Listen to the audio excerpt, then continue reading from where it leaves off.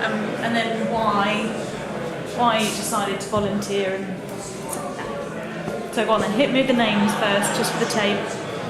Right, I'm John Davis. Yeah, I'm Brian Mince, and we're both volunteers on the Fielding and Platt project. I don't know what you want to know about how or why we became involved in the project. You want to start? Why did you start? Just to say, I think what sort of got us going. I mean, we were once a wonderful company. We were known throughout the world for engineering prowess and the quality of the products we produced. That's all gone. We had a great factory down in Southgate Street where lots and lots of us spent many years of our lives working. That's gone.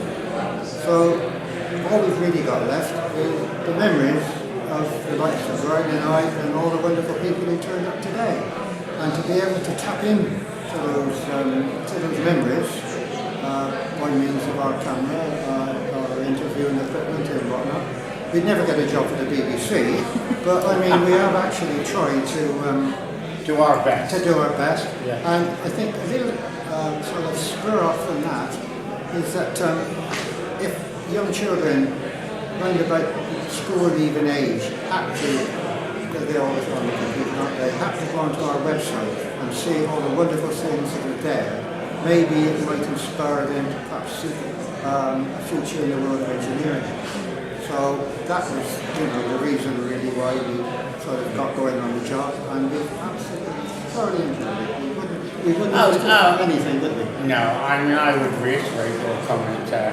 I mean, you're right. When this, how long is it now? 12 months last July. Year last June, I think. Year last June, and we were on the original meeting and volunteered. I was with a lot of other people, but as is usual, only the occasional ones turn up. No, we've been with Ollie right from the start. Thoroughly enjoyed it. He's been a great mentor. Oh, he's a great friend. He's become a great friend of ours. I love him dearly. We've enjoyed doing the work. We're going to be very sad when he eventually goes in the not too distant future. And although we have heard in the grapevine there is a possibility that he might be around, we hope so. And we shall certainly hopefully carry on with our work. Yeah. Right, John? Yeah. I mean, it's been such good fun. This is I'm a volunteer at heart, because besides this, I also do voluntary work at the Gloucester Hospital and enjoy that. So it is nice. I think you've got it in you. Like, you enjoy it. It's meeting people, isn't it? Precisely, yeah. And ex-colleagues and friends as well. You're right. Take this evening. I mean, what better than coming in contact with all these, we're old enough, but there's people out there older than us. 94 and 95 right there at the moment. Yeah. I'm only 80, so I'm just a youngster. Whilst we're on camera, Joe, I must relate a funny little story that happened, which I think most of Fielding would like to pick up on. 2 weeks ago, or last Saturday, Ollie had a photograph published in the Gloucester Citizen about Mr. Jack Fielding and his apple picking girls from the office. Well, I was contacted by the chief electrician at the time, Ron Curtis, the next day, and he said, "Can I relate a story to you about Mr. Jack's apples?" And I said, "Certainly." He said, "Well, at the time when this was all happening, Mr. Jack sent for us and said, 'Oh, I'd like some lights fitted in an outbuilding at the farm. Do you think you could do it for me?' So Ron and they said, 'Oh yeah, certainly, Mr. Jack.' We always used to call him Mr. Jack, Mr. Jim. Oh, he said, Mr. Jack said, 'Oh, when you finish, be sure to ask Mrs. Fielding to give you a bag of apples.' So Ron told me, okay. So they duly proceed to the farm and erect these lights, try them, excellent. Mrs. Fielding comes out, over the moon. So they were about to go and Ron said, 'Oh, by the way, Mrs. Fielding, when we were talking to Mr. Jack, he said to ask you for a bag of apples. What a good idea, she said. Just for a moment. So she proceeded to go out to the outhouse, came back with a very old, filthy old cement bag, proceeded then into the orchard, picked up about 10 fallers off the bottom of the tree, put them in the bag, wrapped them up, and she said, "There you are, Mr. Curtis, thank you very much." He always was a tight character. Wonderful, wonderful. Yeah, I thought it was a lovely Oh, story. Lovely story, yeah. And what's it meant to you to be able to be involved in the project and the project happening in the first place? Sorry, say What's again? it meant to you Oh, to be involved in the project? That's just wonderful, you know. I think you put it Well, on. you know, it's just been something completely different. You know, I've never been to see people before, anything like that. We had a bit of a crash course, didn't we? I think you hit the nail on the head initially, when I know it's applicable to me. When this first started, we were so passionate about Fielding and Platt, having worked there for so many years, and like me, and I know you would say, no way were we going to see Fielding and Platt's name disappear. And I think that was mainly it. That was the fact that we wanted Fielding to be remembered for our children, our grandchildren, you know, and that's what kept me going anyhow. I don't bet John. Perhaps an inducement to youngsters coming along and decide to say, "Oh, that engineering, that's a good." You know, there was someone on the radio the other day saying, "We must make apprenticeships more acceptable in society." Well, you know, as if that was a dreadful thing to be an apprentice, you know. I mean, I started an apprentice at 15, and but I finished up at the end. I was at the company about 2 months short of 50 years, I think. But I mean, that's not unusual. There were people there, they had their sons there, their nephews, uncles, you know, it's a family business. It really, really was. The country was built on apprenticeships, wasn't it? Sorry? The country was built on apprenticeships. Oh yeah. Oh, yeah. If you served as an apprenticeship at Fielding and Platt, I guarantee you could apply and get an engineering job anywhere in the country. Is that right, John? He said you can always tell a man from Fielding, but you can't tell him much. Yeah. One of the That's a good way of saying it. Yeah. Yeah, absolutely. Yeah. What does it mean to see the plaque and know that there's going to be 2 plaques up now in Gloucester Quay? Well, if I can answer that, ever since this project began with Ollie and Jonathan, I have badgered and moaned and begged that this would happen. Because, as I mentioned not long ago, we're so Fielding and Platt passionate. No way are we going to let that name disappear. And I badgered Ollie and I badgered Councillor Organ, and in the end, I don't know what happened, but they gave in, and you saw what, and I couldn't be more happier. Wonderful plan. Absolutely great, and I can't wait to see it unveiled at the Keys. So there you are. There was a big murmur of pride, wasn't there, when it Oh yeah, got well you unveiled? saw them. Because it's apparently a bit unusual to be able to have 2 logos on there. And the fact we were able to put the Fielding logo in the bottom right-hand corner, I think that really, really made it. Because guys who work there, they'll see that. You know, anyway, not everybody looks at plaques, do they? No. But that one, I think that'll catch the eye. Absolutely. Just the information on it and the story on it. Yeah, it's not gushy, No. it's fact and true. And pride. And pride, yeah, absolutely. And the men out there showed you that tonight. The way they clapped that plaque.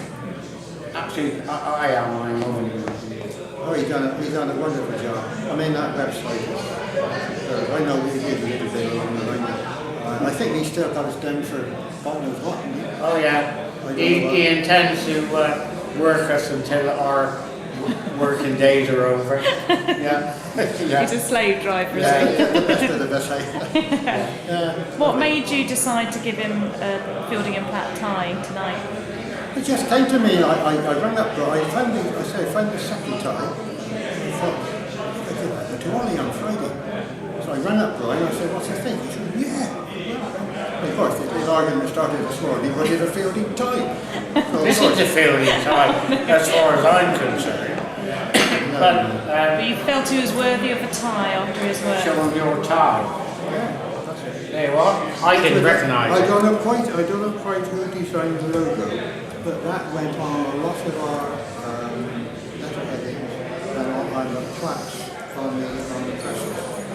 And I don't know quite what it's supposed, whether it's supposed to be. It's supposed to be a press evidently, I'm told. I don't know No, how. I think there's an F and a P in. It's got an F and a P in it.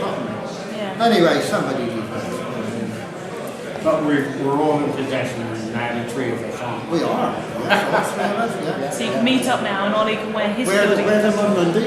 Wear them on Monday, yeah. What's on Monday? Oh, yeah.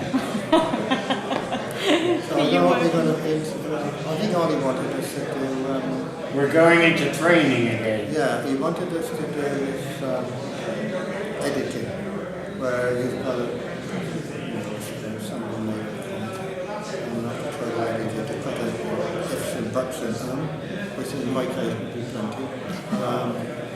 But we had a little go at that some while ago. We weren't very Oh, we weren't clever enough. we were very good at that, but also partly putting stuff onto the website, which might be Recording. possibly a little bit. Put the recordings onto the website, yeah. Which is what he's training us up to Which do. might prove a little bit easier, but And that's to make sure that it continues. Yeah. Yeah. Oh yeah, hopefully Legacy. we won't let it die. No, we can't, can we? Okay. Thank you very much. That's I my know pleasure. you've That's our been pleasure. Lovely to see you. superstars. And just as just as an afterthought, I mean, long before the project started, back in 1993, I think it was, Ron Yardley, myself, and Arthur Rigby, decided we'd have a reunion. And the first one we had was at the RAF Club in Spa Road, and we had quite a lot of people along. In fact, I still got the signing in list they did, which I very often refer to, because names I forget and contacts I forget. So we had one there. That was the first one. Then I think the following year we had one down at Meadow Park, which was Gloucester City's football club site. In fact, we had two down there, 2 consecutive years. And we turned up with our old photographs and pinned them on the wall. And, I mean, there were no interviews or anything like that. But they were very, very successful. And then people were saying that when's the next one going to come?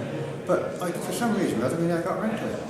So ever No, since, because I think, okay, you're all right, but the organising, John, it takes a lot of organising. it wasn't too bad. No, but I think probably people, after a while, they think, oh, it's the same old thing, you know. Whereas this, I don't know for why it should be different, but every time we have a get together. Well, the Christmas party we had, didn't it? yeah. Turn up. Yeah. Well, And next. we were all his little helpers, weren't we? Yeah. I saw you in the Well, little elf hats. my elf hat was apparently, until halfway through the proceedings, it was on sideways, so Oh, it doesn't matter. just to look bigger it is. Your ears were out the front and back, weren't they? Or over the side. There we are. That was me. I told Ollie to take them along, so sorry. Yeah, He turned you into elves. Yeah, brilliant, yeah. One funny little story just for you, but there was one you'll have heard of him mentioned lots and lots, but a guy called Lionel Lumley. And he unfortunately died a little while ago, and he was a wonderful man, read out his eulogy, and he was telling rather humorous things that had happened in Lionel's life. And one of them was where Marjorie, his wife, and Lionel were touring Southern Ireland by car. And one day they arrived in a small village, and they saw a newsagent shop. And Marjorie said to Lionel, oh, yeah, I had a paper for a couple of days, pop in and get a paper. So he popped in and he said, oh, can I have the Daily Mail or whatever it was? And she said, would you like today's edition or yesterday's? No, he said, today's please. Or she said, in that case, can you come back tomorrow?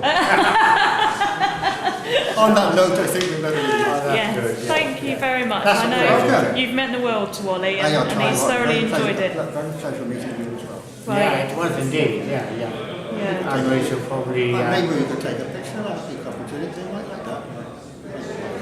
they love it. Well, you might get a picture of us in our finery when it comes to the Yeah. wedding day. Oh, so wow. Is you have to have a day That's trip to official. Bath Is that in the imminent future or? next May. Oh, I loved it. Yeah. I keep going to something to keep now. Put it in your diary. Yeah. Have we got a date? May 17th. Have we got a pen? No. I'll get it, yeah. May 17th next I year. don't know my Needs to be an important date in your diary, that's for sure.